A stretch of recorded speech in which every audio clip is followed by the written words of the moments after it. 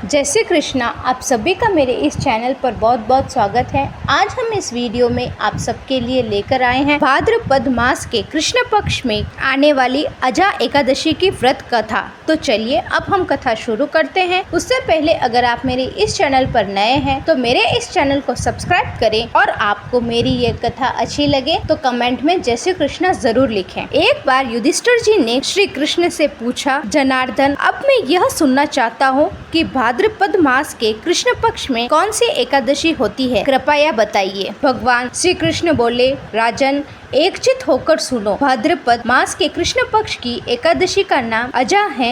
वह सब पापों का नाश करने वाली बताई गई है। जो भगवान हषिकेश का पूजन करके इस व्रत को करता है उसके सारे पाप नष्ट हो जाते हैं। पूर्व काल में हरिश्चंद्र नाम का एक विख्यात चक्रवर्ती राजा हुआ करते थे जो समस्त भूमंडल के स्वामी और सत्य प्रतिज्ञ थे। एक समय किसी कर्म का फल भोग प्राप्त होने पर उन्हें राज्य से भ्रष्ट होना पड़ा। राजा ने अपनी पत्नी और पुत्र को बेच दिया, फिर अपने को भी बेच दिया। पुण्य आत्मा होते हुए भी उन्हें चांडाल की दास्ता करनी पड़ी। वह मुर्दों का कफन लिया करते थे। इतने पर भी नृप श्रेष्ठ हरिश्चंद्र सत्य से विचलित नहीं हुए। इस प्रकार चांडाल की दास्ता करते उनके अनेक वर्ष व्यतीत हो गए। इससे राजा को बड़ी चिंता हुई। वह अत्यंत दुखी होकर सोचने लगे, क्या करूं, कहां जाऊं, कैसे मेरा उद्धार होगा।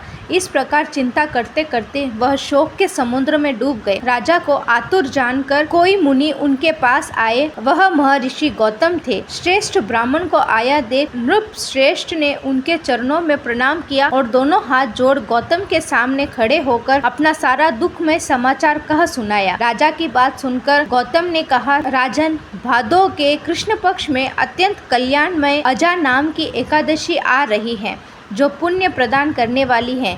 इसका व्रत करो, इससे पापों का अंत होगा। तुम्हारे भाग्य से आज के 7वें दिन एकादशी है। उस दिन उपवास करके रात में जागरण करना। ऐसा कहकर महर्षि गौतम अंतर्ध्यान हो गए। मुनि की बात सुनकर राजा हरिश्चंद्र ने उस उत्तम व्रत का अनुष्ठान किया। उस व्रत के प्रभाव से राजा सारे दुखों से पार हो गए। उन्हें पत्नी का सन्निधन और पुत्र का जीवन मिल गया। आकाश में दुंदुभियां बज उठी। देवलोक से फूलों की वर्षा होने लगी। एकादशी के प्रभाव से राजा ने अकंटक राज्य प्राप्त किया और अंत में वह पूर्वजन तथा परिजनों के साथ स्वर्ग लोक को प्राप्त हो गए। राजा युधिष्ठिर, जो मनुष्य ऐसे व्रत करता है वह सब पापों से मुक्त हो स्वर्ग लोक में जाते हैं। इसके पढ़ने और सुनने से अश्वमेघ यज्ञ का फल मिलता है। जय श्री कृष्ण। आपको मेरी ये कथा अच्छी लगे तो इसे लाइक और शेयर जरूर करें।